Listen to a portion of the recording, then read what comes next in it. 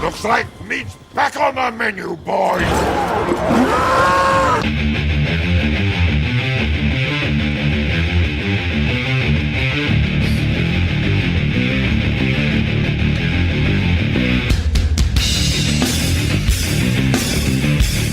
Welcome to the return of Red Meat Wednesdays. Red Meat Wednesdays. Hypergamy, hypergamy, hypergamy, hypergamy. Shot, shot, shot. Go, go, go. Go, go, go!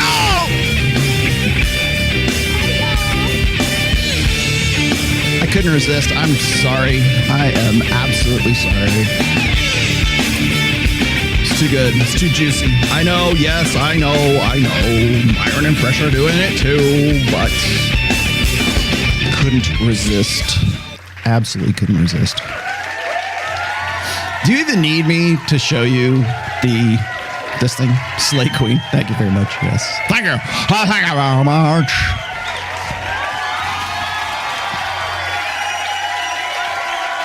Oh, okay. Audio. Echo cancellation back on the menu.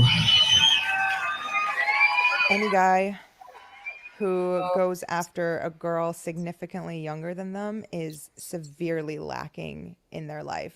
And I mean that confidence-wise. I mean, like, they are falling short in so many places that is the only place they can turn to feel like they have something on the scale of power. And I mean, ultimately, it's predatory. I mean, there's just no way to because you're manipulating someone who is not aware of what they're giving you, and it's unfair. Predatory. You're predators, all of you. Guys, do you guys remember when? Heck, I do. You want me to go? I could do. Oh man. You know, I hate it when I get into a show, like I just start a show. By the way, sorry for being late. I actually had to go and brew up a fresh cup of Devil Mountain Coffee because they are not our sponsors, but they are our endorsers, and we love them like brothers in Luciferianism. How you guys doing? Yes, I realize I'm on a time frame today. I know you guys think I'm going to do a 5-hour podcast. You would be sorely mistaken for this one. Yeah. Yes, exactly. Oh, today's going to be a lot of fun. Today, you know, I'll tell you. Well, they're coming back. Sorry, Boozy Bird. I know. I'm working on it. I've got they're over here this time. I'm working on it. Oh, by the way, before I launch into anything, I want to give a big super shout out to my new best friend. There we go. My new best friend, Frederick Johnson. I was half serious when I was talking about how I really needed to get a 5 or 6 string bass so that I could actually perform Black Mountain with Trial of Ascension, my band Trial of Ascension. And because I've just got the 4-string here, and I had to do overlays or I had to do different tracks for it so that I could get the lower register. And he was kind enough to fund me to get a nice, very nice Christmas present. So I have a 5-string bass that is on order, and I think it just shipped today from Sweetwater, which is where if I order a guitar, I usually go through Sweetwater or Reverb. So I picked Sweetwater, and of course I picked it up at the right time too, because we had all the Cyber Monday sales and all that good stuff. But okay, so I got a Jackson. Actually, it was between getting a Jackson and I don't need anything super expensive. I just need something that I can get tracks down with. But it was either between a Jackson or an LTD. And they both pretty much had the same hardware, and Jackson's more kind of like my style as far as the styling of the bass was concerned. So that's why I went with that. It's really nice. I'll when I get it, it'll be hanging back here, and I'll let you guys know what it is, what it looks like. So yeah, thank you, my good friend Frederick, my new best friend. Much appreciated. Showing the love. I don't get gifts very often. It's nice to get a gift. So let's see. My message changes live, dude. Does it? I don't think so, man. I don't think so. Well, we're going to dig into Mia Khalifa, and by pun not intended. What did I just say that? We're going to dig into Mia Khalifa today. I have got the video that you just saw. This has been passed around, like she's been passed around.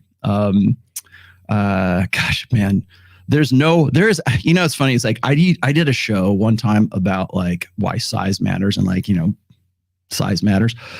And there's no way you can do that show without like running into all these unintended puns. And when you're talking about porn stars, this same caveats apply. So, so we're going to dig in today. I realize Myron and Fresh are going to be doing this pretty soon too. So I'm going to try to get in and get out, dig in and dig out as fast as I can today. But I couldn't resist this. And I feel like I owe you guys at least a midweek show. So that's why I decided to pick up on this. Now, this, where to go? Let's see if I can put this back up. Any guy who goes after a girl significantly younger than them is severely lacking in their life. Okay, so this has been passed around Instagram. You can stop sending this to me now. I'm good. I'm good. I have downloaded it. I'm doing I request heard. I'm doing the show now. Pump and dump. No, dump and dump.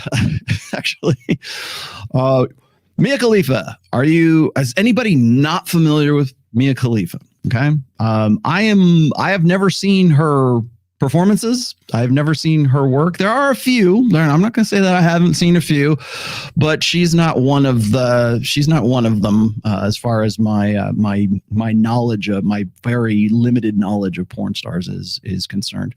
And of course, you're supposed to say that, right? Oh, Rolo, you know who she is. I've heard the name. I remember when she got married. Put it that way. I remember she got married. What was the guy's name? What the heck? Sebastian. Oh, no, that's not Sebastian. No, it was the other guy who was the film producer. Was he the film producer? No, he was what the hell was the guy's name? The kid's name. Anyway, she just got divorced after 2 years. I can't remember the guy's name. Somebody in the chat will remember what the guy's name is. I'm actually thinking of Emily Ratatouille's X, but we'll get into that too, because that's McSimpin. Is that what his name is? What was his name? Somebody give me the name. Not Sebastian. Sebastian's the one that was married to Emily. What's her face? Who even cares? Yeah, you're right. But Mia Khalifa, of course, is an infamous porn star. She supposedly gave up porn. I think she went back to it. You might need some surgery. Thank you. I'm going to try to keep up with super chats today. And so was that it? Robert Sandberg. Sorry. Thank you. Yeah. You got it. You guys are quick on the E Jones on the ball. Anyways, she is now 29 years old. Surprise, surprise, surprise. This is why I did the Today Show. She's 29 years old. This is why we're getting into this today. So there's more to this video, though. And I think people are looking at this and they're going, can you believe she's talking about guys who are older and younger and blah, blah, blah. She's a porn star. She's a whore. She shouldn't be talking. Slow down there, Sky King. There's a lot more to this. There's a lot more red meat to be had here. There's a lot more juicy sizzle to this steak. I'll tell you right now. So let's see. I'll take Q&A later on. Don't worry. We'll get to it. I'll do Q&A. I never do it. I don't think I will ever do a collab with Coach Greg Adams, though. Sorry. However, there's more to this than just the part where she's talking about here. And I pulled the, in fact, maybe I'll just show it to you before I go too far in here. Cause I think people are kind of fixating a little too much on just this aspect of this interview. Obviously this is an hour-long interview and I'm certainly not going to dig into it, but there's about a 3-minute clip here that I'm going to show you. And then you get an idea. We'll come back to it. I think maybe it's better just to let it play so you guys can check it out. What do you got here, man? Thanks, bro. I love you too. I love your books. I have 2 newborns. Cool. Can you please write a book on raising red pill sons? Already did. It's the 3rd book. I have, in fact, I wrote it just for guys like you.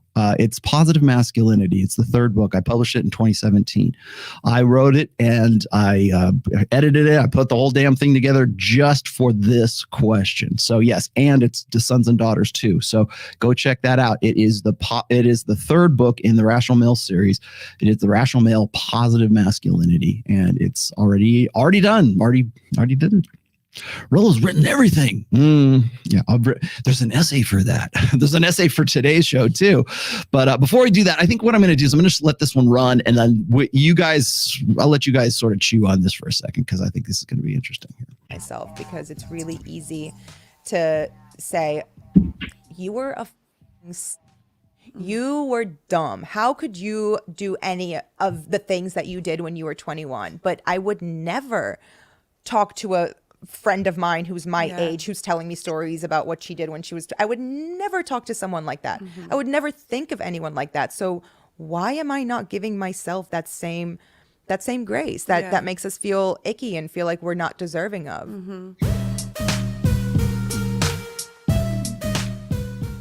When I first started getting attention, it was the first time I had gotten attention in my entire life. Wow. And I felt like all of my happiness and all of my confidence and validation depended on me looking good. And it was You're a porn star here. That was really, really scary.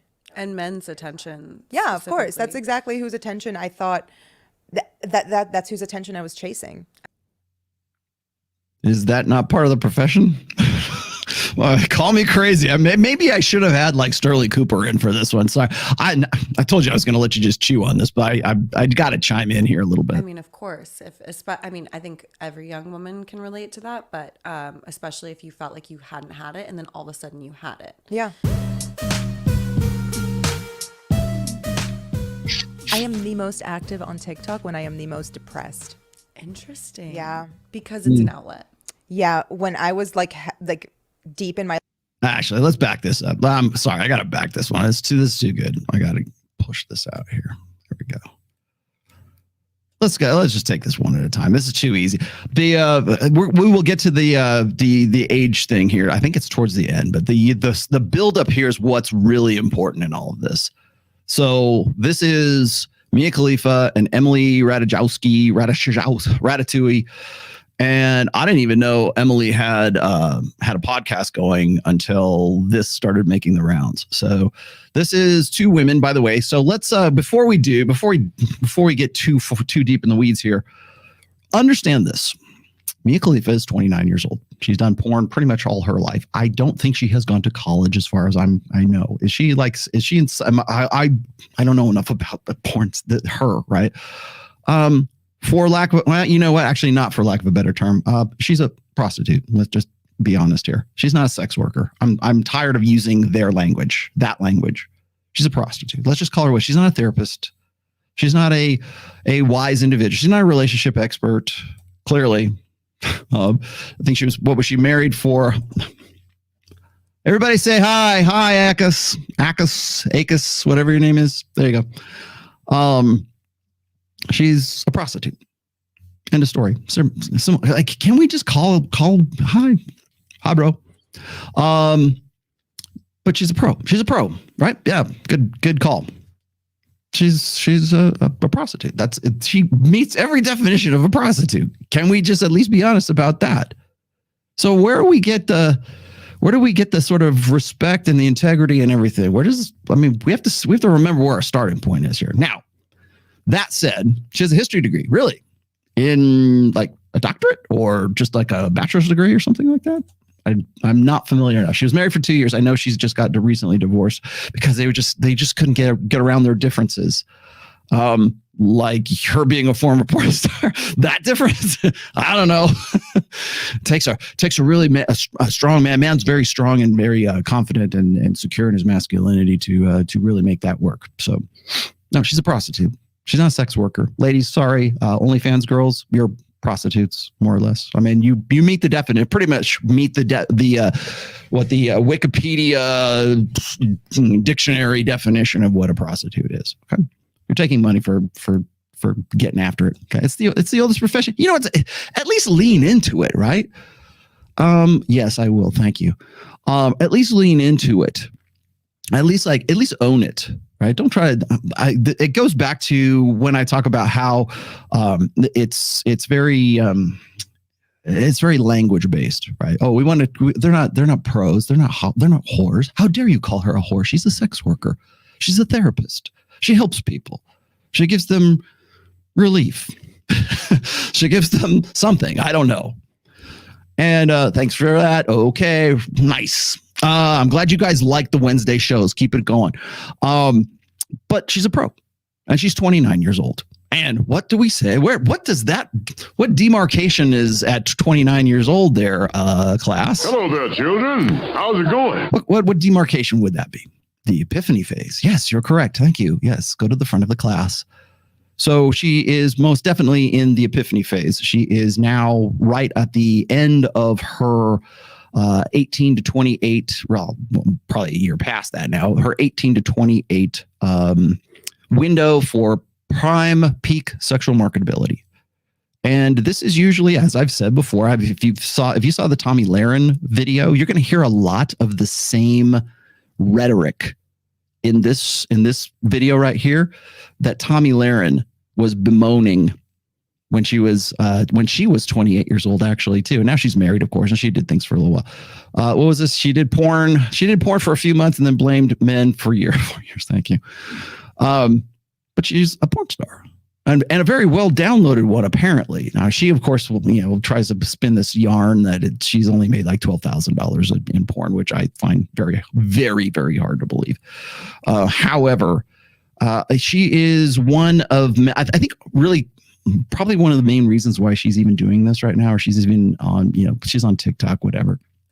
Amber Rose owns it, yeah.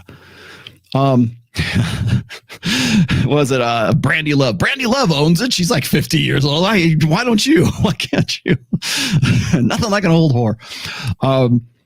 But she's 29 years old, and so she is officially in what we call the epiphany phase. And I will explain what the epiphany phase is here in just a moment. You know what? I'm just gonna have to star some of these and come back. I didn't realize you guys would be so down with Mia Khalifa. Is she hot? Do you guys think she's hot? She's one of the more recognizable porn stars. She's certainly one of the she's made a name for herself. I don't say she's a household name, but she's certainly an internet name, right? Would you say? Yeah, Khalifa is most definitely one of the Tatianas that Tommy Lahren was complaining about and whining about back in 2020. And she's been married. She tried getting married. That didn't work out for her. And by the way, Emily Ratajkowski is a piece of work too. She's 31 years old. And she also recently, I guess, decided that she was going to be estranged. I like that word too. From Sebastian Bear McLeod. He was that's the film producer guy.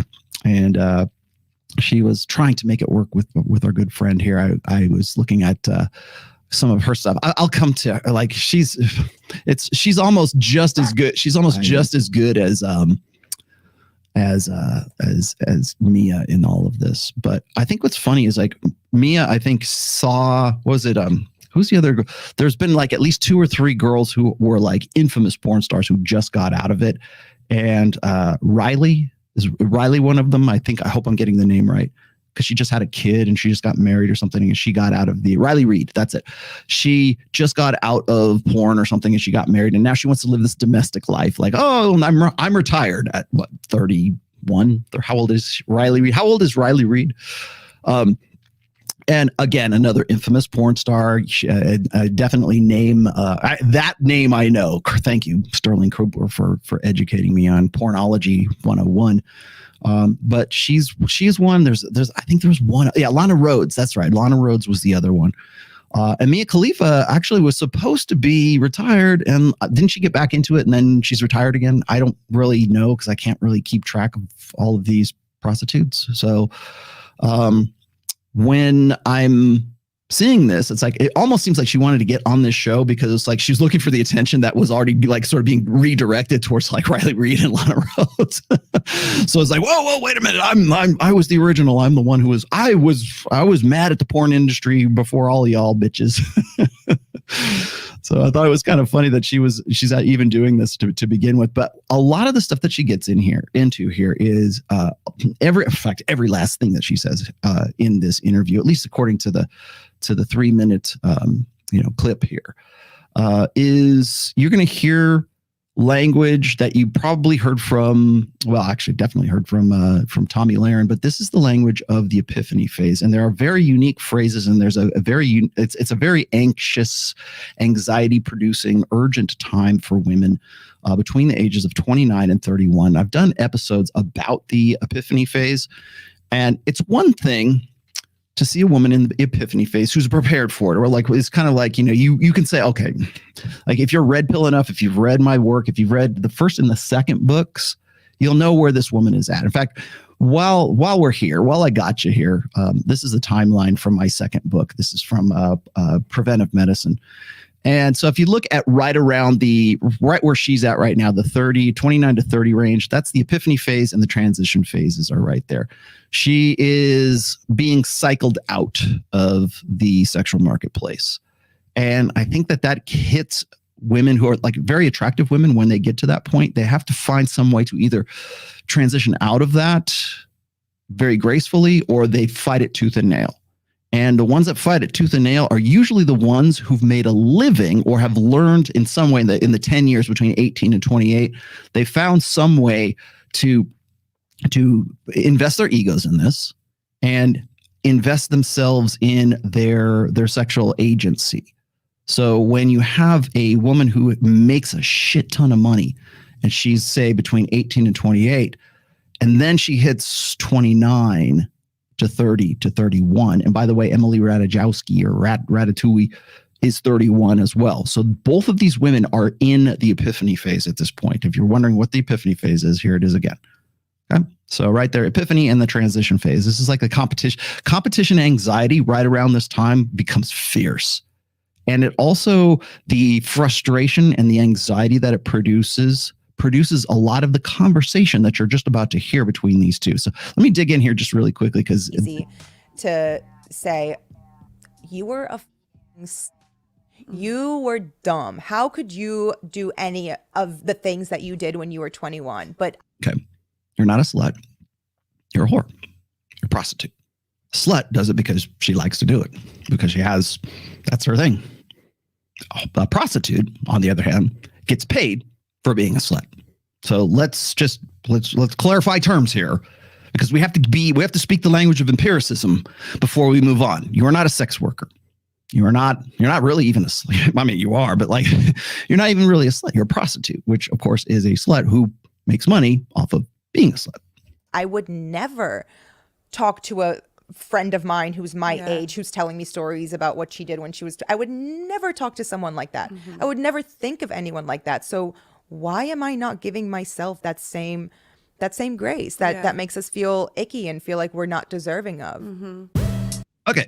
So there we go. Part one, because there's probably 4 parts to this. Part one. Now then, notice that she uses the word grace.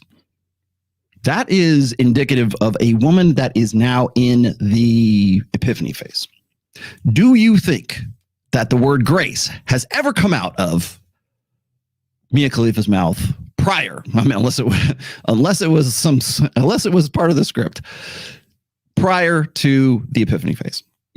When you're using terms like grace, forgiveness, right? Grace, forgiveness. Oh, it's okay. All is forgiven. When I describe the epiphany phase in the first book, and also the second book, and in the fourth book in religion, one of the reasons why women sort of default to spiritualism, like spiritual but not religious, or they default to kind of mysticism, or they default to religion, depending on the context, depending on the particular woman, like if she was raised in a certain way. That's usually the time. And now I'm not saying this is her, because later on you'll understand exactly why this ain't her. But that's the time when you hear women say, well, I want to get right with God. I want to get right with myself. I want to do things the right way. He's got to earn it this time. And I'm done being a prostitute, slut, whatever. I'm done with all that stuff. And now I want to fly straight, And that's the point at which we're supposed to go, oh, she's completed her journey of self-discovery. And so therefore we have to forgive her. We have a forgive and forget. You know, we're going to extend some grace to her because she's extending grace to herself. And if you can't do that while she is doing that, well, that looks like the problem lies with you, mister. There's something wrong with you if you can't. And so the Lord has forgiven her. Why can't you? That's where you're going to hear this kind of language. Is right between 29 and 31 years old. This is when it's like, I'm not into the bad boys anymore. I was so crazy in my college years. I did so much stuff that's all on video now, and in Cancun and the foam cannon party. But now that's not me anymore. That's not me. I'm gonna do things the right way. I want you to jump. You're gonna have to wait for this pussy, mister. All the guys that paid for this and all the video that's out there. No. I'm giving myself grace, and so therefore I have more value. I have more value than I did back then. The problem with that is this is kind of like I've described it this way: is that when a woman gets to be into the epiphany phase, it's like her. If you think of like the three parts of personality, like it's very Freudian, I understand. Maybe this is not the best illustration, but if you look at like the id, the ego, and the superego, right? The id really, really, really wants to. I want hot guys. I really want to have fun. It's like a hedonistic aspect. It's like I really want to go out there. It's so exciting. I want to get with, what the guy from 50 Shades of Grey. I need to get with the hot guy in the foam cannon party. I want to get with Jason Momoa. Blah blah blah. And then there's the ego. And the ego says to the id, well, you know what? We're 29 right now, and we can't really do what we used to do. We can't really, we got to think of our future because we're not as hot as we used to be. And we're kind of hitting the wall, but not hitting the wall. We're just, but we can see it. It's coming up. And we really have to plan ahead. We really have to start thinking in terms of long-term security because maybe we don't have enough money, or maybe it's just emotional. Maybe we just want a guy who's going to be around. I don't know, but we need to get responsible. And the id goes, no. We want to have fun. We want to get back to where we were before. Trader, thank you for your support, my friend. Trader SE, one of my good friends from the crypto sphere, just so y'all know. But it's like there's this conflict. It's almost like there's two personalities fighting with one another. It's the one that wants to do the right thing. It's the ego. It's the one that really wants to fly straight, or it's trying to think in terms of of the future. And it's like we're not going to be as hot as when we hit 33, we're not going to be as hot as we were when we were 23. And the id's like, no, I want somebody fun and hot and exciting. And he's got to really rock my world and lay pipe like nobody's business, right? But then the ego goes, no. This conversation that you're listening to right now is that conflict. Now, they're both having they're having a common conversation, but the rationalization that goes along with the epiphany phase, everything that's in this conversation, that's why I wanted to touch on this today. Everything in this conversation is that conflict between separating themselves from the 18 to 28 demographic and transitioning, that's why I call it the transition phase, into the 29, 30, 31-year-old phase. And that's very, for women in particular, that's very, very, it's a vital stage. Now, why do I say that? Well, because if you go and you look at, let me go throw this one on here for you real quick. If you look at my infamous sexual market value graph here, produced in 2014, by the way, you can see here, right around the 30-year mark for both men and women. Now, I want you to pay attention to the pink side of this. Now, the men's side is also very important, but on the pink side here, when women are on that decline, when they hit about 23 years old at their sexual market value peak, and again, this is confirmed by research. This is confirmed by stats from OkCupid, from dating stats. I'll tell you what's funny is I used to get run up the flagpole for this, not anymore. Because there's been so much research and so much statistical reinforcement for this that I'm actually kind of almost it's all spooky to me how accurate it was when I produced this. But when you look at this and that woman is now at 30 some odd years old, she's got to look ahead for her own security. But you also understand that the average age of first marriage is when? Right around 28, 29 for women right now. For men, it's about 2 years more. It's about 30, maybe 31 now in the United States. But it's no coincidence that the average age of first marriage picks up right around the epiphany and the transition phase. Convenient, isn't it? Right. Well, that's when we've got to fly straight, and that's when we're looking for a guy. It's cads versus dads. The exciting guy that those guys, the high value guys that they got with in their past or whatever, the agency, the power, the popularity, the notoriety, the attention, the affirmation that came from being 23, and then on top of that, you invest your ego into that, and you invest your revenue into that. And you invest your popularity, your notoriety. She's talking about, like, later on, she talks about how she only goes on TikTok when she's depressed, which is very interesting. But right around 29 years old, 28, 29 is when the panic sets in. And that's why Tomi Lahren had her moment when she was 28 years old in August of 2020. And you can go back and if you know what, I'll link it in this later on. You can go back and have a look at that and compare and contrast Tomi Lahren to Mia Khalifa, to maybe somebody that you know, maybe a woman that you know between the ages of 29 and 31 years old. And that's a really tough time because it's like they understand that the party's almost over. The lights are going to come on at the club and they got to leave with the guy. They got to get out of the club. And the club being the sexual marketplace in this allegory that I'm never supposed to use. But this is the language. This is what you will hear from women in this demographic. And so, yeah, so then it's like, well, I would never tell my 21-year-old self to do that. Of course you wouldn't. Of course you wouldn't. Because you're like, oh, it's the wisdom of whores, right? It's like, I understand things now. I've completed my journey of self-discovery. I'm a different person. I want somebody who's going to respect me for me being me. And the problem is, and you've heard me say this on several occasions, is that, and Myron will probably say exactly the same thing here in a little while. But women tend to conflate their personal worth with their sexual market value. I've used this countless times on Fresh and Fit. I put it in at least 3 different books that I can think of. Certainly, and I know I put this in religion. I'm pretty sure I put it in preventive medicine. I think I think in one chapter in the Player's Handbook, I also referred to this. But during this time, this is when urgency is like, sexual urgency is like the cards are down, the chips are down. If you get past this, or if there's some sort of comforting fiction that helps get that woman over the hump of being like 28, 29, 30, or 29, 30, 31, that's a real dangerous time, because this is when women want to consolidate. This is when guys are supposed to be dumb and blue-pilled.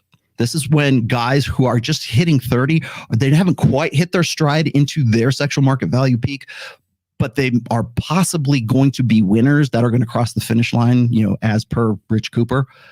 And they are hoping that those guys will be there.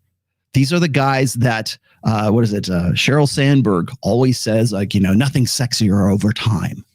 They're supposed to be waiting for her at 30. And more, they're not waiting for them. And so they get to this point right here and they have conversations just like this.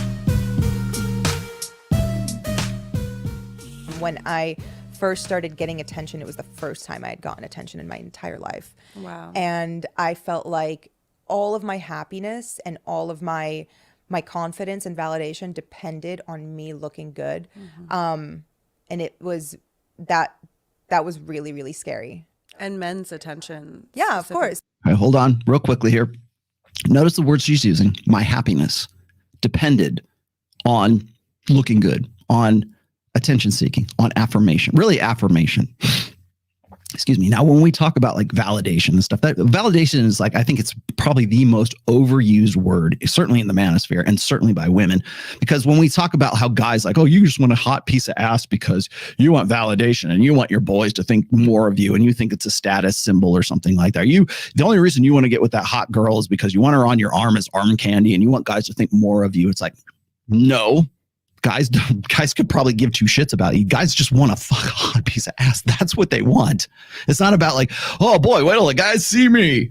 No, that's a form of like intrasexual competition. And it's also something that women will often use as well, because they'll get to a point when they're older and they know that they can't compete with the girls that the guys that they want to get with are getting with, right? The 23-year-olds, like a Mia Khalifa or an Emily Ratatouille wants to get with a guy who's like 35, 36, 37 years old, and they go, oh my God, they just want to get with the girl who was me back when I was 21, 22, 23 years old. And they can't, it's like, I can't believe it's shot. My stars and garters. I can't believe it. No, you can, because you enjoyed that. In fact, you earned a living doing that. In fact, your entire ego and your personality is dependent on that dynamic. And now that you can no longer engage in that paradigm anymore, now suddenly it's men's fault and not your fault. It's not you, or I shouldn't say even your fault. You capitalizing on it. So when you hear stuff like this, when I hear this stuff about, oh, my happiness was dependent on this and that and everything, and oh, now it's not. Well, what is it now? Like, where is your happiness coming from? The Lexapro that you're going to talk about here in just a minute, your antidepressants, TikTok. You're venting and commiserating with Mia here. I'll tell you what's funny is I've been reading just article after article about how incels are going to be like so dangerous coming soon. And by the way, watch for this in the 2023-2024 election cycle, because they'll ramp this up, or they'll lean into the murderous incel mythology pretty soon. But what's funny to me is they will complain, like the mainstream media or people who really have a vested interest in making something of, like, oh, we need to watch out for the incels because they're all incels and they're, oh my God, they're commiserating online, they're plotting and planning and everything like that. How is this any different? It's just two women that are commiserating over their situation, over their fate, the cruel cards that fate dealt them. How is that any different? Where's the comparisons here? And I hate to be like, oh, well, how about women? How about men? Right. But where's the concern here? You won't hear it because we lean into wanting to protect women, and we want to align with them, and we want to, again, build them up, reaffirm them. And that's exactly what she's talking about here. So that's number one. Number two is notice the word happiness here. And I have to point this out because when I see this, I expect all my children. Hello there, children. I expect all my children to do the same. When you see this, you call this shit out. The reason why I'm calling her a prostitute is because that's exactly what she is. And I don't say that with any moral indignation. I say that from a point of practicality and empiricism, and using the correct language to describe the noun, right? To describe the dynamic, to describe the thing, to describe the person, to describe the behavior. It's not, they're all horse. We're not going to Bible study after this. I'm just using the correct language for what this person is. Okay. So let's just call a spade and let's move on. So when I see, oh, my happiness. No, here's the thing is women believe in a false sense of happiness. They believe that happiness is a sustainable state. Make mama happy, right? Happy wife, happy life. I already talked about this with Jedediah, right? Jedediah Bila. Happy wife, happy life is an ultimatum. You've probably already seen that clip. However, it's based on a fundamental myth that, by the way, that is perpetuated by this emotionalism, and which is rooted in a female gynocentric way of thinking, right? That happiness is a sustainable state. It's a goal state. It's something that you can have and hang on to. And once you get there, and once you figure out the secret formula or the secret sauce or the whatever it is, once you've solved the equation, you'll be happy at the end of that. And it's 100% the opposite of how happiness actually happens. Like happiness is not in the getting. It's not in the state that you're going to. It's the process of getting there. And there's so much research on this right now, where it's like when people are depressed, when people are happy, when people are doing something, really our emotions are meant to move us from one state to another state.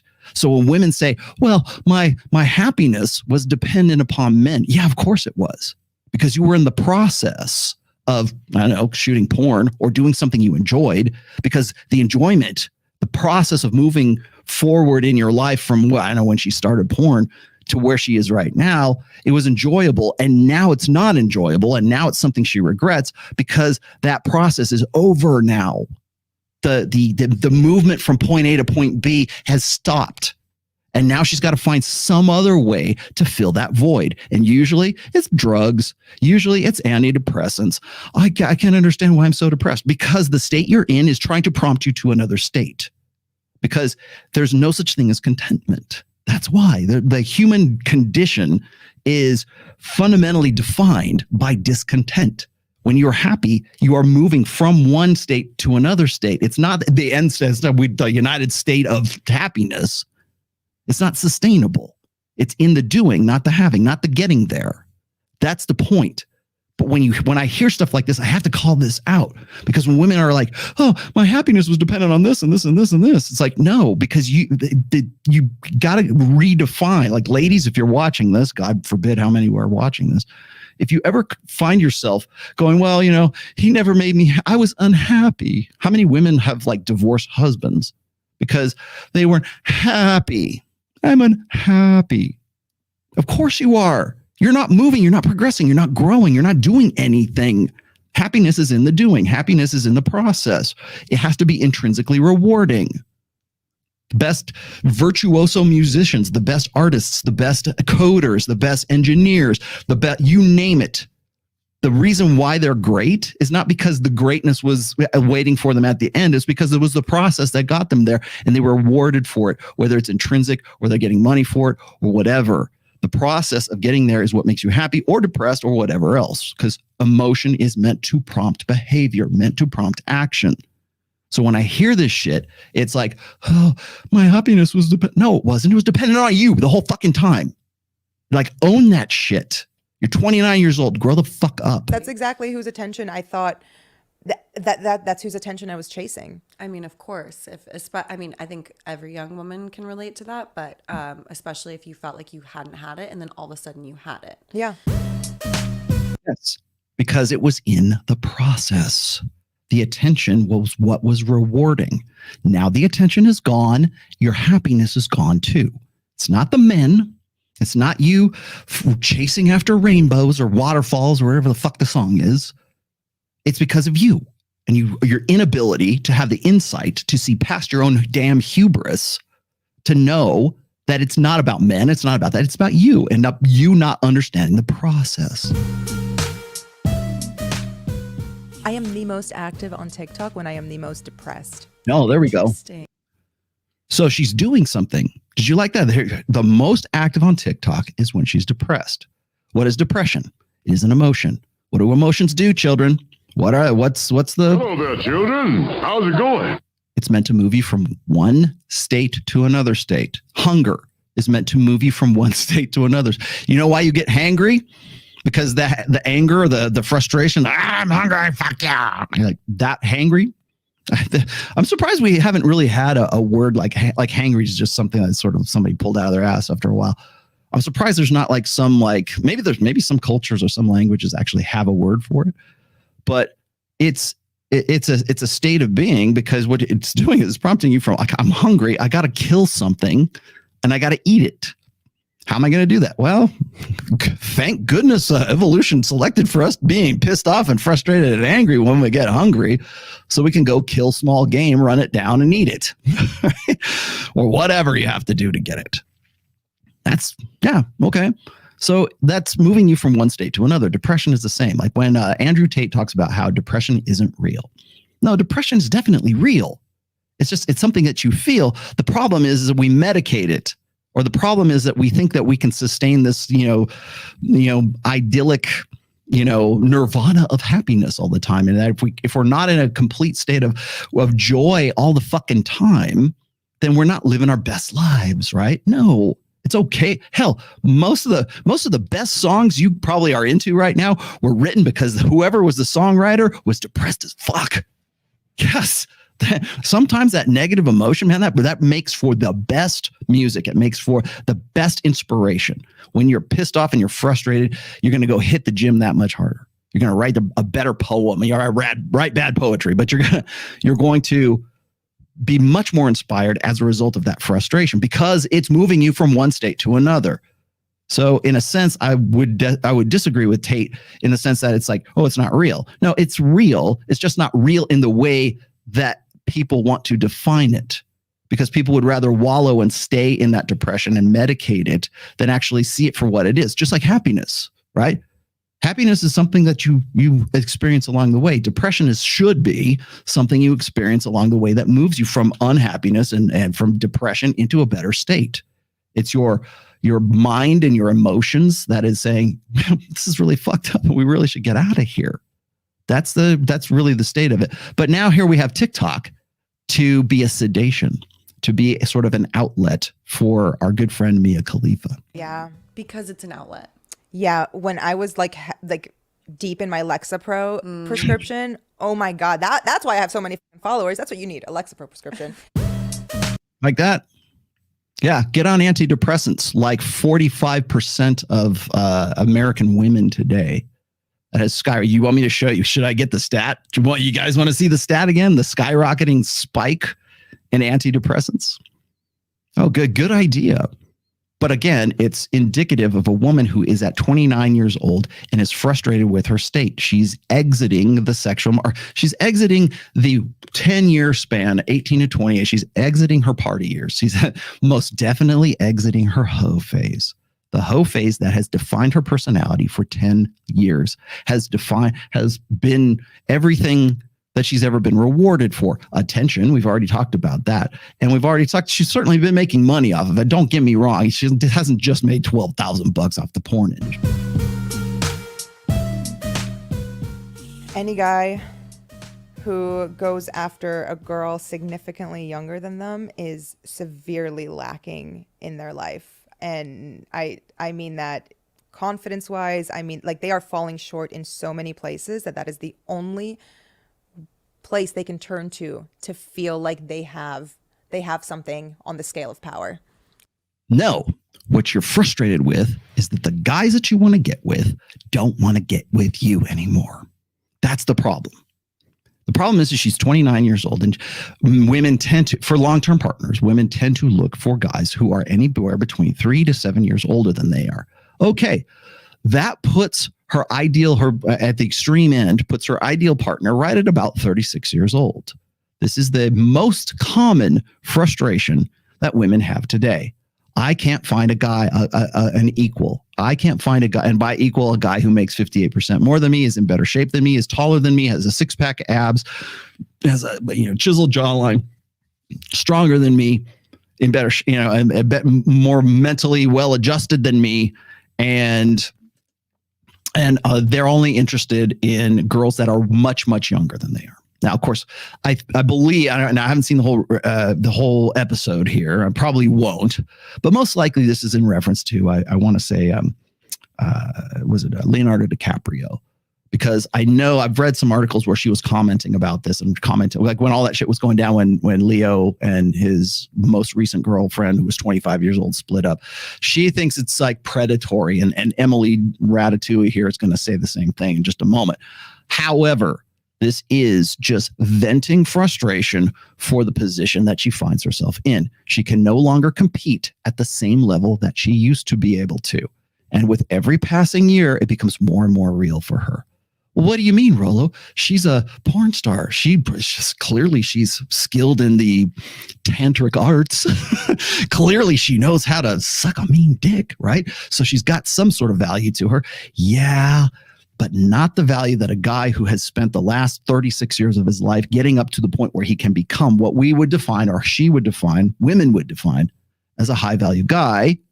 Then I'll play the video. You want I'll give you the video. Shut the fuck up for a minute. Just chill the fuck out, right? I'm moving here. There's only like 10, not even that. There's only like 1 minute left of the video. Just hold your horses there, boy. So what's happening here is you're seeing this conversation. This is really this sort of commiseration. Now, remember, both of these women are divorced, or I think Emily's about to be divorced right now. I think Emily has one child as well. So she's a single mother on top of that. I don't think Mia Khalifa has a kid yet. I'm pretty sure she doesn't, but I do know that Emily does. So Emily's a single mother, or soon to be a single mother, at 31 years old. And you've also got Mia Khalifa, former porn star / prostitute, who is also a divorcee and is frustrated with her situation where she's at right now. So it can never, ever be a woman's fault. It can never be, I don't want to say fault, because I don't even want to say fault. There's not any insight. Hey, maybe it's me. Maybe I should really change my mind about things. Maybe I should move some things along here. Don't worry. I know Fresh and Fit's coming up soon. They don't start. They do not start at 7:15. Trust me on this. It's not. No, they're not even starting until 4. I got half an hour. Just chill the fuck out. So when I'm looking at this and I'm listening to this conversation between these two, it's like it's this commiseration, but it's also pointing back at anything that's outside of themselves. And that's probably the most common rationalization that you will hear from women during the epiphany phase. They want to do things the right way, and they expect the men that they would want to get with, the high value guys, who would appreciate that. And if the guys are beta and blue pill enough, they might. Oh, well, she's had a past, but I'm secure enough in my masculinity that I can look past that and forgive and forget. It doesn't matter that she was a porn star and God knows what her body count is. It doesn't matter that perhaps she's unable to ever form a pair bond with me. Yes, I'm going to have a child with her, and we're going to form a family, and she'll be part of my family and I'll be part of her family, because that sounds like a really great idea at 36, after I busted my ass to be partner in the law firm, to be a surgeon, to be an oncologist, to have my business on point, to do all the things that I've done to become the high value man that women want to bang and other men want to be. Ladies, if you find yourself in this position, this is what you're dealing with. And this is a woman who has enjoyed pretty much most of her, her hoe phase, her party years, and has made a good chunk of change off of that. If I dare say, and if not, she should have. Maybe she's just bemoaning the fact that she didn't save up enough, or she blew it all on blow or whatever. What do hookers blow on hookers and blow? What's the equivalent? Makes me wonder if maybe perhaps she's is she on OnlyFans? I mean, does she have a bright future in MILF porn after this? I mean, I don't know, but they're bemoaning a very similar state that women, when they get to this point, will be like, I don't know why guys are so infantile. I don't know why they're threatened. They're predators for wanting to get with a woman who is younger than they are. And of course, that's just, we can here. Let me get this out of the way. Hypergamy. Got it. There you go. Take a shot. They're bemoaning the fact that when they were 23 years old, or when Mia Khalifa, anyways, was 23 years old, it didn't matter how old guys were who were jerking off to her porn. But that was immaterial to her self-esteem, because she was getting clearly, she just said, I was getting attention and affirmation from these guys. So has something changed? Has the nature of the game changed? Has human nature, has men's nature changed since you hit 29 years old? Clearly not. Men want younger, hotter, tighter. That's simply the way it is. The cosmetic industry is not a multi-trillion-dollar juggernaut worldwide because women want to look older, because they want to in some way, turn on guys by their gray hair and crow's feet. Ask me how I know. Right? It's like, how is that? Why is this in any way revelatory? It's not, but it sounds like the right thing to say.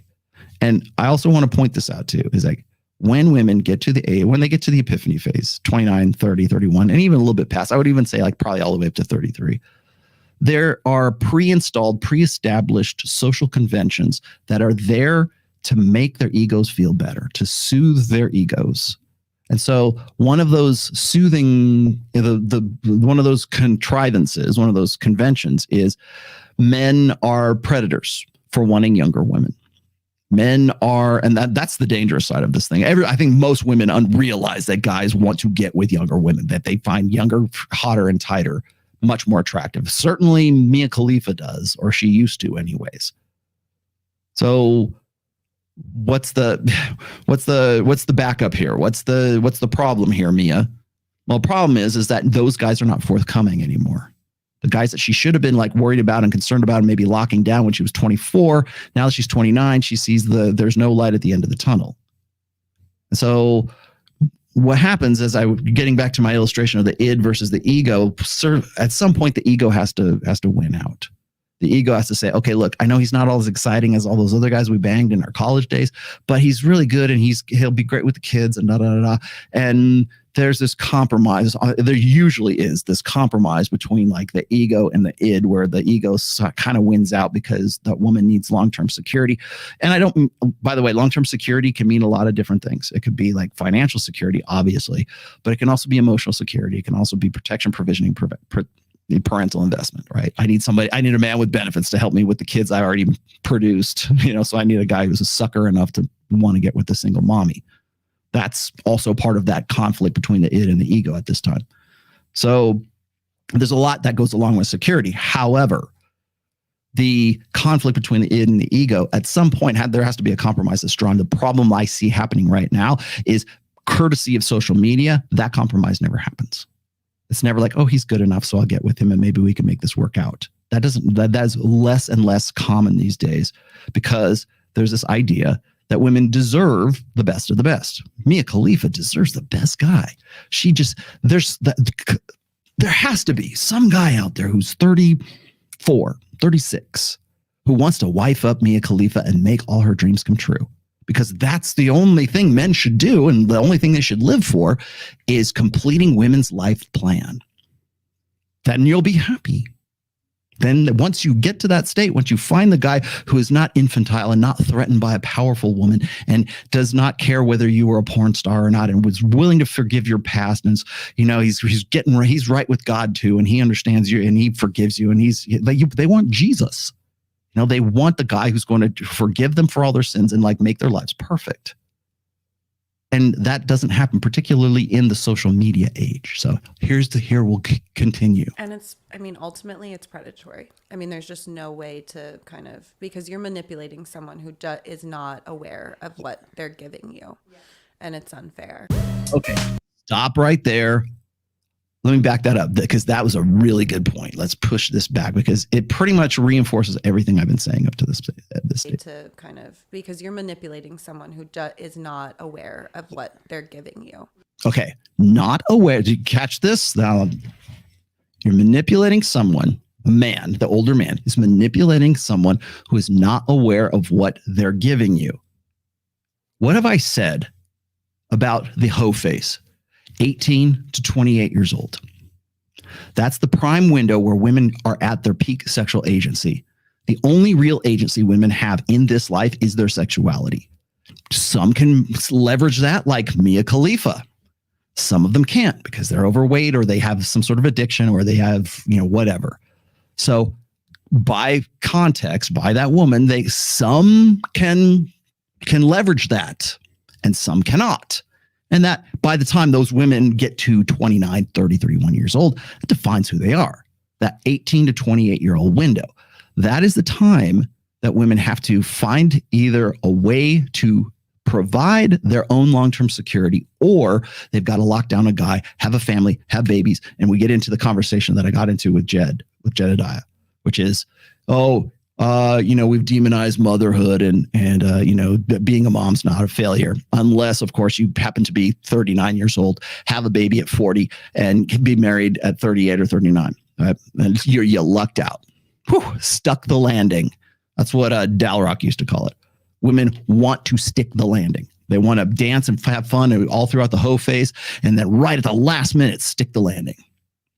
And that's where that's really what she's kind of bemoaning here. But also, look what she said. It's unfair because they don't know, meaning the young ladies don't know what they're giving. What are they giving? They're giving away sexual capital. They're giving away that agency. So when I was talking about, it was last week or the week before, when I was explaining Rich Cooper's quote about women don't care about men's struggles. They wait at the finish line and they fuck the winners, right?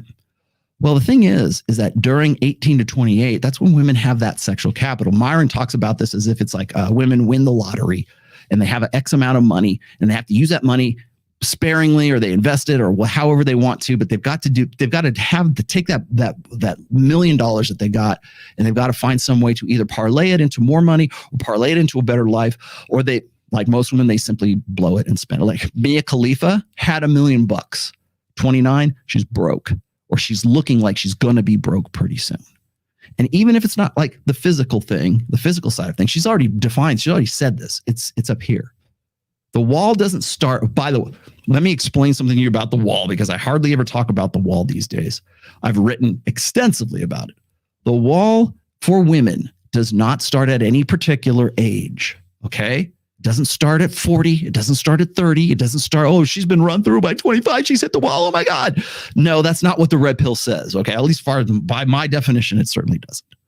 The red pill starts here. Or excuse me, the wall starts here for women. It starts with the acknowledgement that they will not be able to compete at the same level as they did at 33 as they did when they were 23 in the sexual marketplace. That is the wall. And it has nothing to do with whether or not that woman is, physically fit at 34, 36, is ready to compete in swimsuit pageants or be a porn star or whatever at 40 years old. It has nothing to do with physique. It has everything to do with the mentality and understanding that they cannot compete with women who are that much younger than they are. That's where it comes from. So yes, can you hit the wall earlier at 25 when you refuse to work out and to refuse to, when you're, when you want to believe that, everybody, beautiful at every size, beautiful at every age. That's just simply by the way, the idea of body fat acceptance, the idea that men should find you beautiful at any size, at any age, that it's all social constructionism, all of that are those social conventions that I was talking about before to make women feel better, to make them believe that that their sexual market value is evergreen, that it's never going to expire. She's never going to hit an expiration date. But yet up here, she knows I can't compete with a bitch who's 23 years old and she looks like, what's her name? Trying to think of the girl's name. The Caitlin Runk. I can't remember her name. Mike Sartain knows what I'm talking about. Anyways, so what she's complaining about, she knows, she kind of gets the germ of the idea here is that she knows, Emily knows this probably better than even maybe Mia, but when Mia started out this conversation, she's like, I would never talk to women who are 21 years old and tell them to do what I did and I wouldn't call them sluts, blah, blah, blah, blah, blah, right? Well, that right there is an acknowledgement that she can't compete with women who are 23 years old. And now Emily confirms this by saying they're giving away something and they don't know what they're giving. And that goes back to the existential fear for women, which is losing sexual selectivity, especially when that young woman is at her prime sexual market value years. So if you have a 23, 24-year-old woman and she's getting with a guy who's 44, let's make it a 20-year difference here.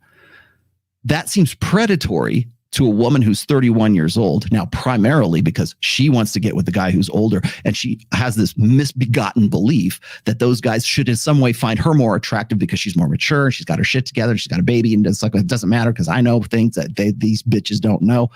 But these guys are more infantile and they have fragile egos because they want to get with the girl who's 23, 24 years old. No, that's just biological evolutionary realities. Men want to get with younger, hotter, tighter. Youth and fertility will always be indicators of beauty, sexual arousal, you name it. Okay. Again, the research is there. The statistics are there. You don't have to, I don't even have to, why would I even need statistics? I got them, but why would you even need that? It's been that way since we were on the savannas in sub-Saharan Africa in hunter-gatherer tribes. So when she's frustrated and she's talking about how men should feel like they're predatory, it's a shaming tactic for sure, but it's also something that sort of soothes the ego, knowing that every passing year they get further and further and further away from their sexual market value peak years. And so men tend to be more, looking for the 24, 23, 24-year-old girl, right? That at their peak, that's when women have their most sexual capital. That's when they have their most agency.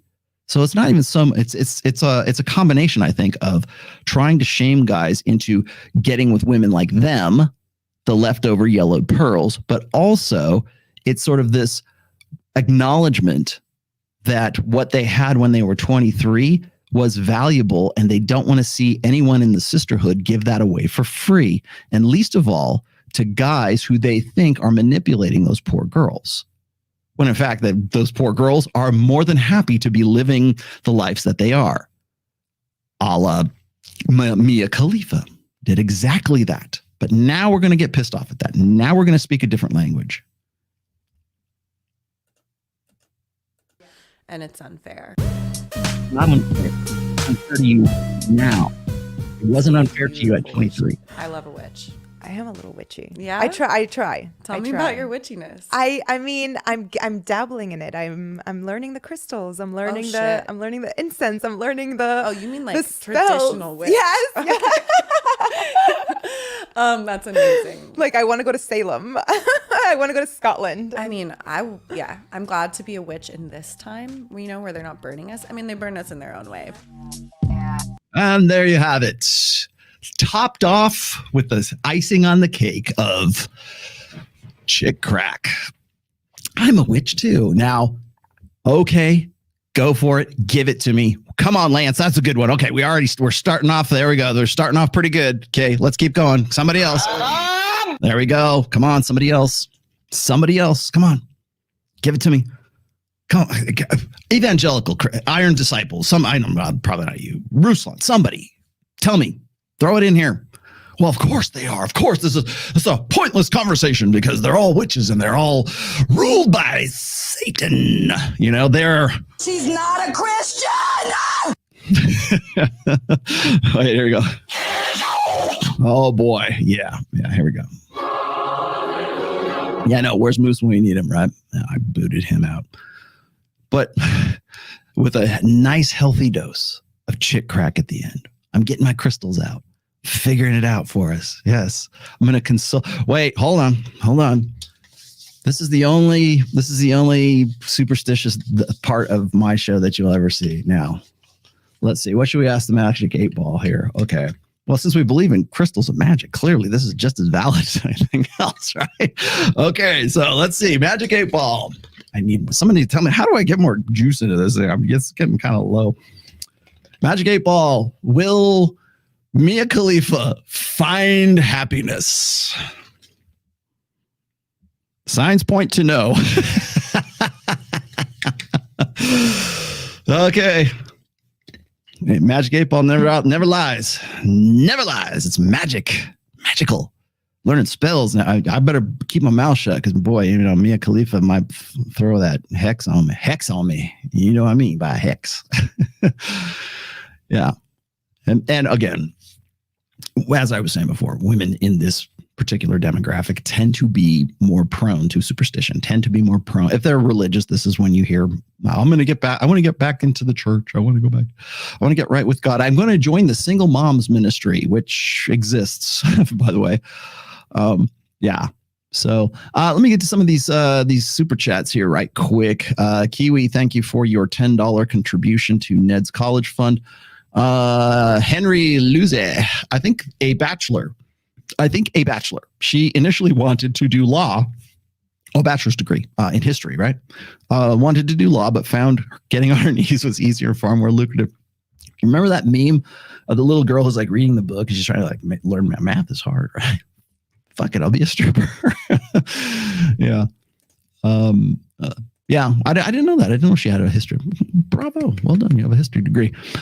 Do all of those phases matter if she's has a round, perfect badonkadonk? Yes. In fact, they matter that much more. 3 Diglets. And take that one over to Fresh and Fit and tell them Rollo sent you.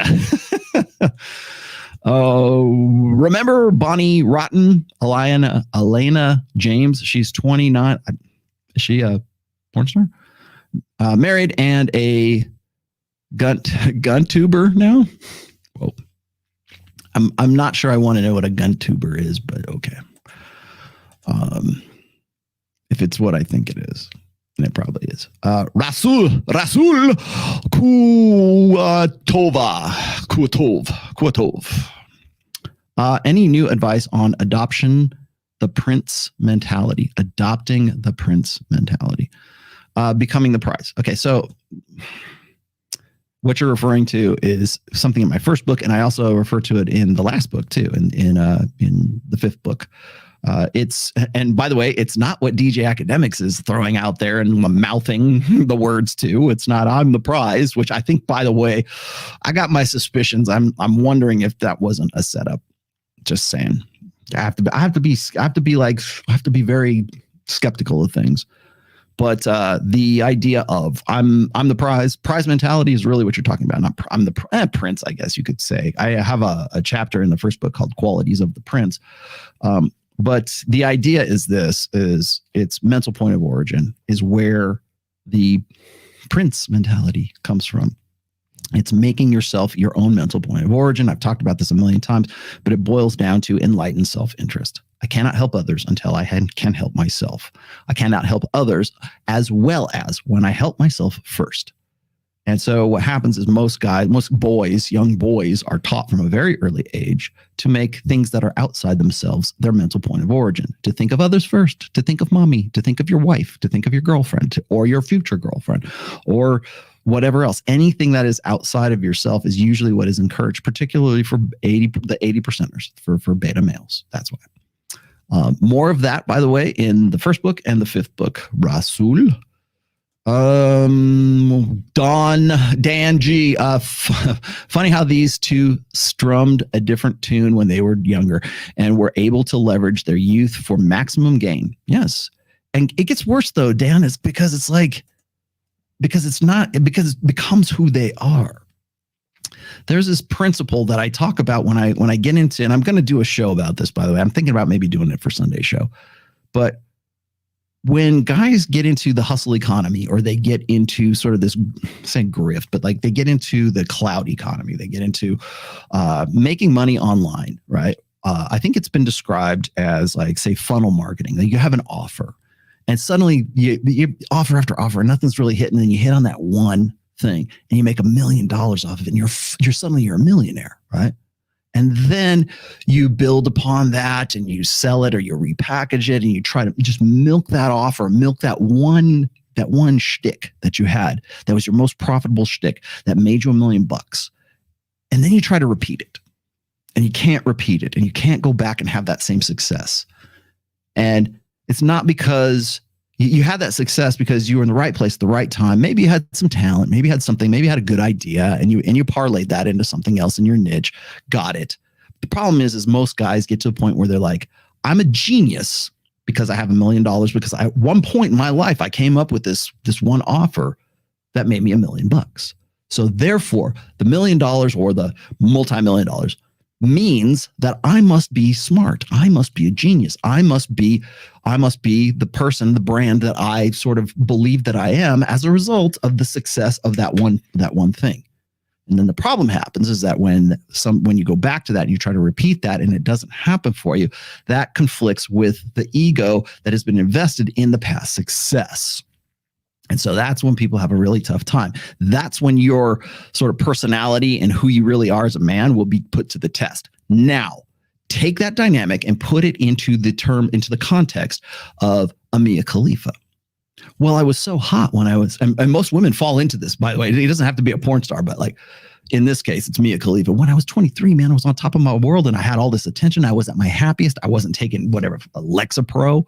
I wasn't worried about TikTok when I was depressed. I was 23 years old. I was on top of the world. I was fucking whoever I wanted to. And I had all this attention and I had all these men who were giving me affirmation, not valid affirmation, like reinforcing the personality who I was becoming.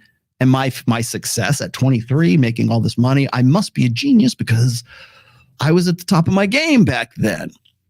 And then you hit 29 and you're like, shit, the party's over. And I can't repeat that success. Well, for women, it's like, I can't repeat that success. So it must be men's fault that I can't repeat that success. And that's really where it comes. That's when it comes back to that whole ego investment in who you were between 18 and 28 years old. You're developing that personality that is based on the affirmation that you get for OnlyFans or for doing porn, being a prostitute, maybe even just having a hoe phase. You don't necessarily have to do either one of those. But if you were a pageant winner, if you were a swimsuit model, if you were at the top of your game when you were at 23 years old and you can't get back to your entire life, ladies. You will never be able to get back to 21. That's why I call it Forever 21, not Forever 41, right? The store. I know that's the joke, but it's based on a reality. Women at 41 would very much like to get back to 21. And so every year past, say, 23 or 24, somewhere around there, past the peak years, every year you get further and further away from that, you will never go, you can never go home. You can never go back to that previous success. And if your ego and if your personality has been fundamentally molded, created, formed by that time in your life, it's almost like guys who are like, remember their glory days when they were the high school quarterback, or remember when we won the homecoming game. Like, I'm sure you've heard guys talk about that before. They relive their glory days. Hell, even was it what's the song? Glory Days. Bruce Springsteen. Glory Days. I hate that guy.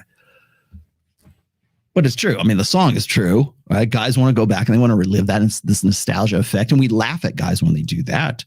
But every time a woman goes into Forever 41, or every time a woman puts on makeup, it's why is that okay? And guys like wondering why they can't go back to their high school glory days of being on the football team and winning the homecoming game.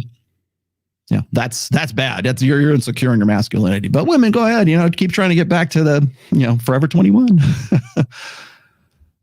Christopher Harris, did you see the expose video that Bang Bros put out about her lying about them? No, I didn't. However, I am a big fan of porn sites like Pornhub, in the sense that they are like blogs with their stats and their, like the non-porn side of it. I'm fascinated by the stats. I'm fascinated by the habits. I'm fascinated by the fact that we have like accurate statistics of like people's sort of private lives, I guess.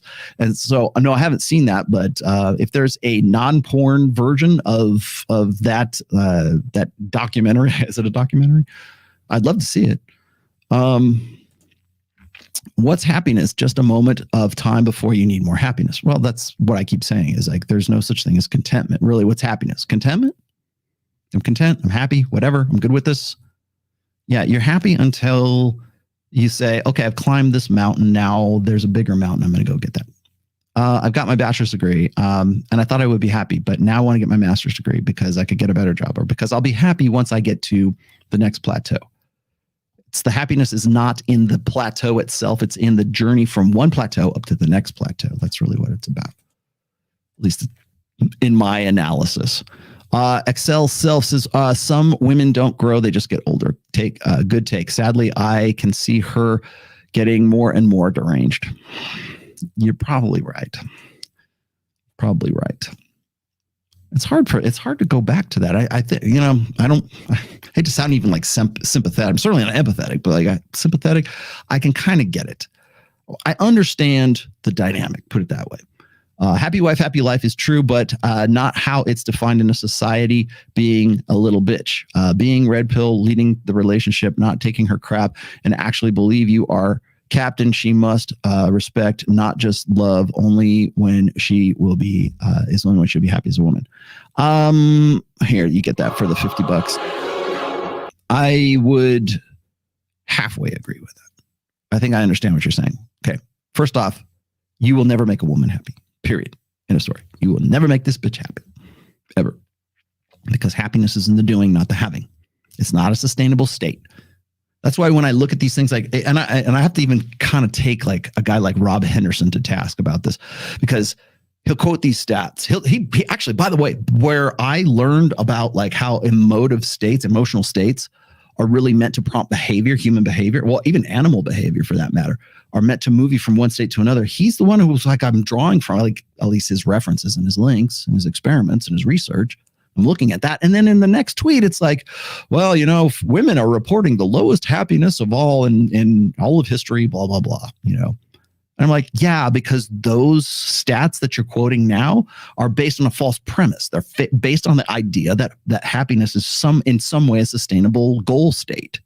Whereas the previous tweet and the previous research you just showed completely contradicts that. So like, at what point do you just wake the fuck up and go, you know what? It's not about a sustainable state. You will never make a woman happy. A woman will never make you happy, for that matter. You have to find happiness in the doing. Not in the, oh, well, look, we're looking back and having this nostalgia and I'm just happy doing it. Well, you can be happy watching Netflix with your wife, right? I love doing that. I love banging my wife, right, too. Do you know what's funny is like, I really, really like sex. I love fucking sex. I love having sex with my wife. I love doing it. I love getting after it. I love every aspect of it. You know what? It's the having sex. It's not the afterwards. Oh, boy, that was great. That's not what makes me happy. The doing it makes me happy. And that's usually, I think, for most guys, that's where it's at. It's the thrill of the chase. It's the thrill of actually doing it. It's not the, oh boy, it's the post-nut clarity. That's not what makes you happy. It's the part that comes between, you getting after it and post-nut clarity. It's not the end state. I think that kind of needs to be reinforced these days, especially when women say, well, I wish I wasn't happy in that state. I wasn't this, merch. That's what you should be saying. These days, being boyfriend material is an insult. Hey, that is a topic for another show, my friend Cabral Juan. Being boyfriend material is an insult. I've written essays about that, by the way.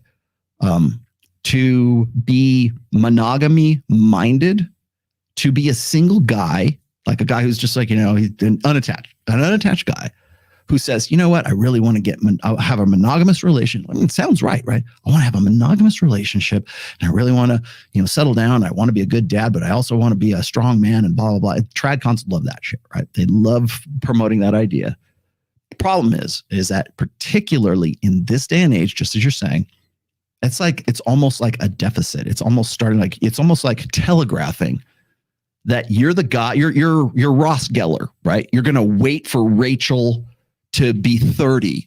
And so once she gets past the 18 to 28 phase and she has, she's already, oh God, she's Mia Khalifa. Like she gets to the point where she's gone through God knows how many dicks, right? She's been run through, right? She's been whatever. It doesn't even have to be run through. It could be just like 4 or 5 guys.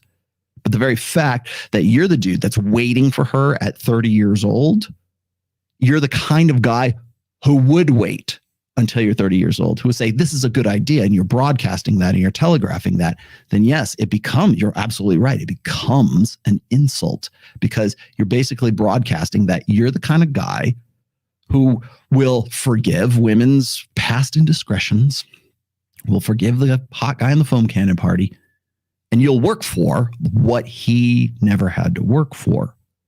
And that's a problem. You're right. I'll leave you with this too, Cabral, is I've related this story a million times. It's like when I'm talking to my poor girls back in the day. God damn it. Hold on a second. That's Robert Kiyosaki calling me right now. Sorry, I gotta go talk to Robert real quick. But when I'm talking to my poor girls, they're having this conversation. They're saying, "Would you ever have sex with a guy on the first date? Would you ever have same night lay?" Right? And of course, the one says to the other, she says, "Of course I would, unless he was boyfriend material. Then I wouldn't. Then I would make him wait because I wouldn't want him to think I'm easy, like I am." With these guys, because I don't want to miss out on the hot guy in the foam cannon party.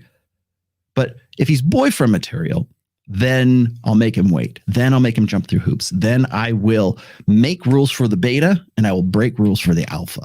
That's really what it boils down to. Thank you for that. That's actually, I probably should do a full episode on that at some point. I don't think they'll have a redemption story. Yeah, you're probably right about that.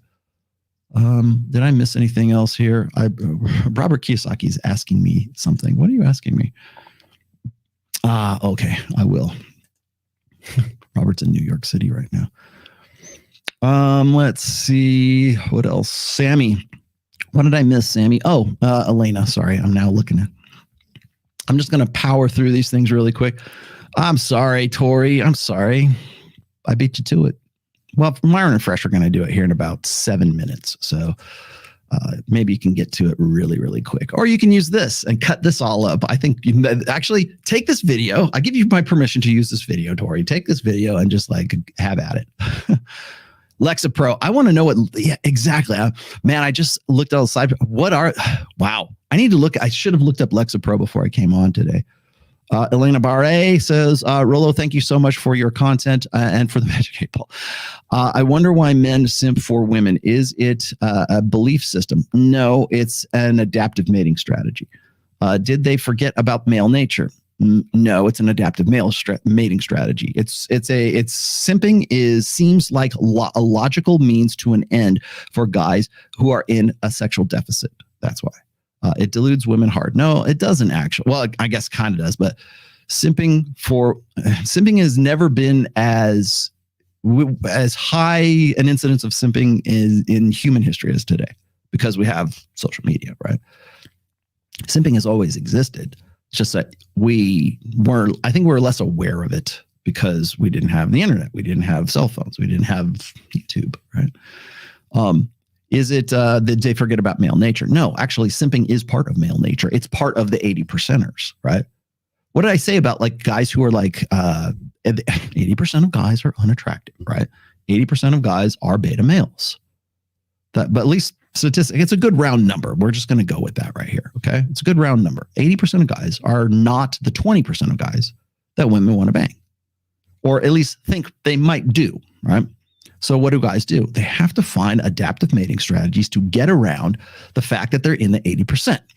Well, that can lead to a lot of really bad ideas and maybe a few good ideas. One of the bad ideas is simping and thinking that if I do these things and if I put out enough effort and if I put out enough of myself and if I create this persona of myself, or I craft this personality for myself, and I stick to the transactional side of sex, and I just it's all about services and how can I perform for my lady. That taken to its extreme, that is simping, right? It's an unequal exchange of value, according to Tristan Tate, which is actually I think a pretty good definition. That's what it's about. Now, why do they do that? I can't believe it. Don't they have any pride? No, they don't. Because pride fuck pride. You know, pride fucks with you when you're trying to solve your reproductive problem and you're one of the 80%ers. So yeah, well, don't they have any pride? No, they don't, because pride gets in the way of reproducing. That's why. Yeah, trust me. And there's worse ideas too for the 80%ers. And sometimes that leads to forced copulation, if you know what I mean. So keep going. The elusive. Mia is the epitome of when Myron says fast money comes with slow problems. Yeah. And then she is, but see, we're supposed to be sympathetic for Mia, right? The whole reason that she's like, why is this even making the rounds on TikTok or Instagram, or how did it even make it into my DMs? Because we want to have, this poor girl, she's been abused by the porn industry. And trust me, I guarantee you that some Ruslan will probably do a take on this and say, oh, well, you know, this is how the porn industry ruins women. No, dude, she wanted to be there. Go ask Sterling Cooper. 90 to 95% of the women that are in the porn industry want to be there. Go ask any of the girls who are making OnlyFans. They want to be doing it. Just because they're not in front of some like sleazy, you know, Harvey Weinstein. Yeah, okay, now you're going to do this. Get into the 69 position, girl. You know, like that doesn't happen, right? Porn happens in a lot of different ways, by the way. I mean, there's OnlyFans. There's amateur porn, hot wifing, whatever it is. You know, like there's a lot of ways that it happens, and you know what? They're there because they want to be there. Here we go. My favorite. Oh, good. Here we go. She's not a Christian. They so often resort to the witchcraft stuff. Self-affirming chick crack is just cope. Yeah, it is. For women of all ages, cognitive dissonance. I'm going to do it. I really need to do a new chick crack video for this century, for 2022, 2023, I guess. Exodus 22:18. Thou shalt not suffer the witch to live. Is that in Exodus? Because I remember that quote from Dune. And I also remember that quote from Warhammer 40,000, which is probably where I know it best. Suffer not the witch to live. Purge with fire. That is a sound drop I need. Purgation. Okay, that's good. That's good. Got to you. Sorry, I'm scrubbing through. Got to Elena. I'm catching up. Coming along fast. Coming up quick. I got to get out of here soon. Got one more minute here. Get them in. Get them hot. Here we go. I don't think they'll have the redemption story. Okay, thank you. I already got to you. And let's keep going. There we go. Rollo, thank you for your work. I've read the first and fifth books, but still have trouble changing my mind about myself, even though I've improved myself. Stick to the fifth one right now, because I think that has fifth and the second one, maybe Preventive Medicine and Player's Handbook. If you've read the first already, then those two books will probably be the most practical ones for you to do, sort of apply yourself. Also, if you're looking for any of you, if you're looking for a group, I do a group talk, a Zoom conference every middle of the month for my Patreon group. So consider joining the Patreon group if you want to get into it, or you can also consider joining the Bible study with Big Mo and Icy that they have going on every Tuesday at 9 p.m. Eastern time. That is on their Discord channel. Or please join my Patreon group. You have to be at the top tier to get it, but it's 2 hours about the middle of every month. What do we have here? I've heard of post toasties, post alphabets, but I think post nut clarity would be a horrible cereal. Wait. Hold on. There's the laugh you were looking for. This is the laugh that you were looking for.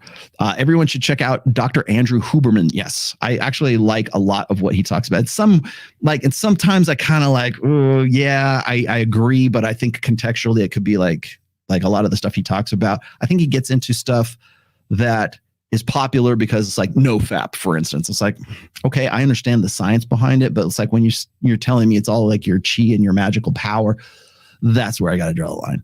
On what makes you happy, the pursuit of pleasure, and how all our animal feel motivated by dopamine, even worms.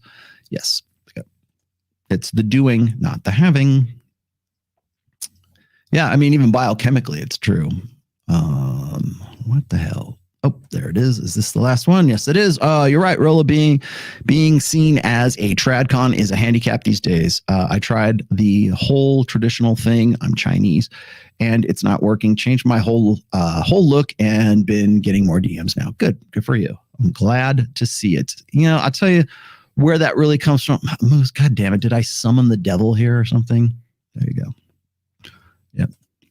Right. Dude, have you been watching this, dude? You create like account after account after account. Really? Keep going, man. Just keep going. Keep making more. Keep wasting your time. I love it when you guys waste your time. I love it when guys like think that it's a good idea to make like proxy account or like what egg account after egg account after egg account. And then, oh, hey, I'm going to follow Rollo over to Fresh and Fit right now, which is where I'm going to go here in just a moment. Rollo, I've bought all your books already, but I'm still waiting for the collector's edition. It will actually, funny you should say that. I'm working on the hardback edition of the first book right now. And once that is out, I plan on releasing hardback editions of all 5 books so that they can be like a whole thing together.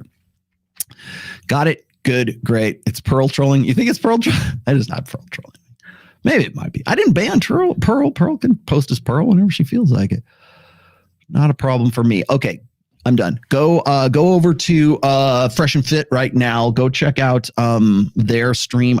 Are they underway just yet? It's 4:11. They always start on time. Go check them out. I know that they're probably going to talk more about this stuff. I'm glad I got this out, and even if it's just a quick hit video, I'm glad I got this out for you guys right now. Let's see. What am I doing? Rule Zero will be on Aaron Clary's channel on Saturday at 11:30 a.m. Eastern time.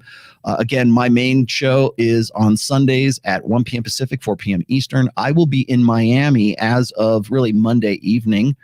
And I will be there all next week from the 5th through the 10th. I will be on Jedediah Beala's show. I will be on the 7th. I believe that's at 1 p.m. Eastern. I'll be live, so you'll be able to. So Mo, or whatever the fuck your name is, go ahead. Or not Mo. What is this loser's name? what the fuck is your loser name? Loser. Whatever. You guys can comment. You guys can throw in the chat, and you won't be blocked because she hasn't blocked anybody, right? I'll also be on with Mike Sartain. Mike and I are actually kind of doing a presser. We're kind of going from podcast to podcast to podcast in Miami, and we're just sort of getting the word out. Moose, yeah, Moose going, yeah, go ahead, Moose. You can like talk shit all you want while I'm on Fresh and Fit, while I'm on Jedi Avila, and while I am also on Adam Sosnick's show. That will be Thursday, December 8th. That will be at 4 p.m. Eastern time because that's usually when he goes. But I will be on there with Mike Sartain. Again, we'll be talking about whatever it is that Adam wants to talk to us about. But we're going to be doing a pretty spicy show, I think, probably with Adam. And if you've been watching my show recently, you'll know why.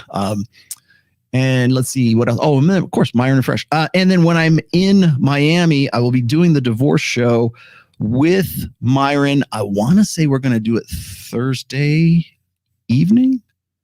It'll be sometime during that week. It might be, hell, I would love to do it Tuesday. I don't have time Tuesday. But during that week, the 5th through the 10th, just watch my channel or watch Fresh and Fit. I'm going to do a dedicated divorce. We've been working on this probably for 6 weeks. Maybe 2 months now for the divorce show that we've been sort of like building up for a while, doing our homework. And I think we're going to be like, it's going to piss off a lot of people, put it that way, on both sides of the fence. So that's coming up next week, the 5th through the 10th. We will be in our Miami whirlwind tour, Mike Sartain and myself. If you're wondering about Access Vegas, the next time we'll be on will be December 15th. That's the next scheduled show for Access Vegas on my show and on Mike's show as well. We're simulcasting. And yes, in January of 2023, we will have a dedicated YouTube channel. We're already doing the press stuff for it. I'm doing the logo and the marketing. I'm doing all the advertising. I'm doing everything for it. So we're putting this together. I'm doing all the collateral, doing everything else. Of course, I'm a one-man show. But we will have a dedicated channel for Access Vegas in January of next year. Plus, we will have a dedicated Instagram and everything else. We're just turning it into a real show. So we'll be doing that. Once again, we'll be getting back to a schedule. I think after the holidays, we'll be getting to the schedule of like every other week. And it's becoming very, very popular. Like I get a lot of, I've got a separate email account now for Access Vegas. So I'm getting a lot of like input from a lot of people. And yes, please go to Devil Mountain Coffee. And it is Devil Mountain. God damn it. I screwed this up, didn't I? Where did it go? There it is. I got to edit it. Sorry. It's Devil Mountain Coffee, not Mount Hale Coffee. Let me see here. There it is. Much better. Okay. Yes. So Devil Mountain Coffee, and there we go. Save this, and I'll scroll that across the bottom. There we go. Much better. Okay. If you go to devilmountaincoffee.com, 20% off if you use the code, my exclusive code, which is RMS. I don't make any money. They're not an affiliate. I just get free coffee every now and then because it's the number one coffee that I drink all the time.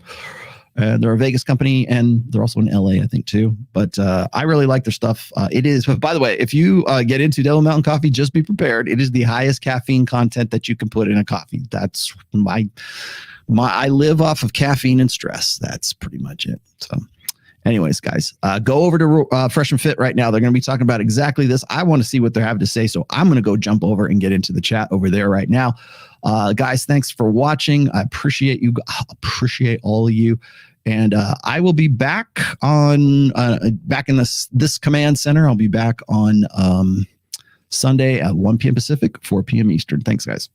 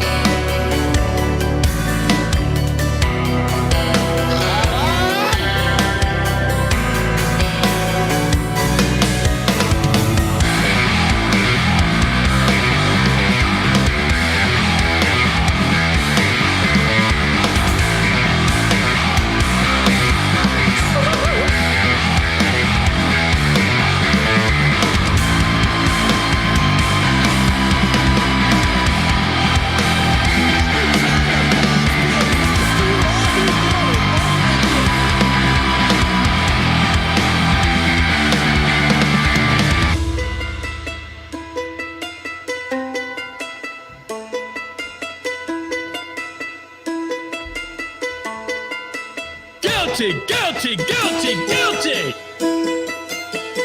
Preceding podcast has been a production of The Rational Male. Registered trademark, all rights reserved. 2022. Don't steal my stuff.